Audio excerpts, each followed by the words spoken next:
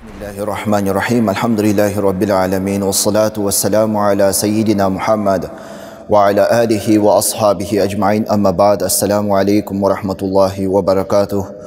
Ve kâlallahu subhanahu ve teala fi kitabihi kerim. A'udhu billahi mineşşeytanirracim. Bismillahirrahmanirrahim. فَأَزَلَّهُمَا الشَّيْطَانُ عَنْهَا فَأَخْرَجَهُمَا مِمَّا كَانَ فِيهِ وَقُلْ اهْبِطُوا بَعْضُكُمْ لِبَعْضٍ عَدُوٌّ وَلَكُمْ فِي الْأَرْضِ مُسْتَقَرٌّ وَمَتَاعٌ إِلَى حِينٍ. Sadakallahul azim. Sonda şeytan iblis Adam aleyhisselam men Hava anаны екеуін азғыртады. Алла тағала бұйрық етіп, тыйым салған істеме деген істі істетеді.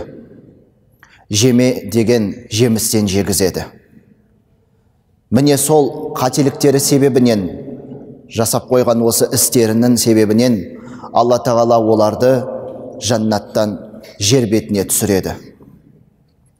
Сөйтіп жер бетіне түсіріп, шайтан мен осы Адам алейхиссалам Хауа анамыздың арасында дұшпандық орнатады қиямет күніне дейін. Яғни ібліс шайтан мен Адам алейхиссаламның арасында, адам баласының арасында дұшпандық орнатады.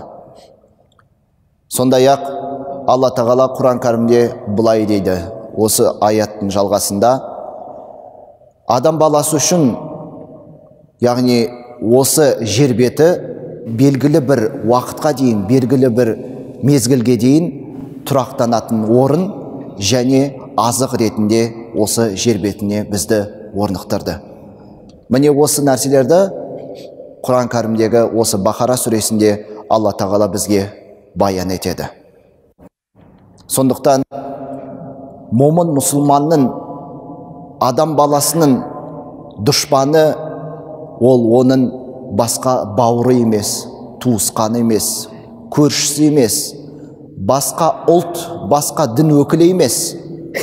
Оның ең басты және ең негізгі, ең бірінші дұшпаны ол ібліс шайтан. Адам адаммен дұшпан болмау тиіс.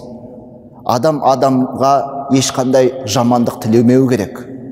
Адам басқа момын мұсылман болсын, басқа дін өкілі, басқа ұлт өкілі болсын, еш уақытта зиян тигізіп, ешқандай қолмен де, ісімен де, тілмен де оған жапа тигізбеу керек.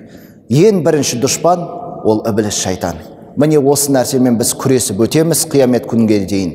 Және біз Алла тағала баршамызды сол күрестің жеңісін нәсіп етіп, өзіміздің нәпсімізді тежеген, шайтан ібліске берілмеген, шынайы тақуа болған момын мұсылмандардан болуымызды баршамызға нәсіп етіп, сол жаннатқа қайтадан баруымызды, абыроймен баруымызды баршамызға нәсіп етсін. Уа ахиру дауана анил хамдулиллахи раббил аламин.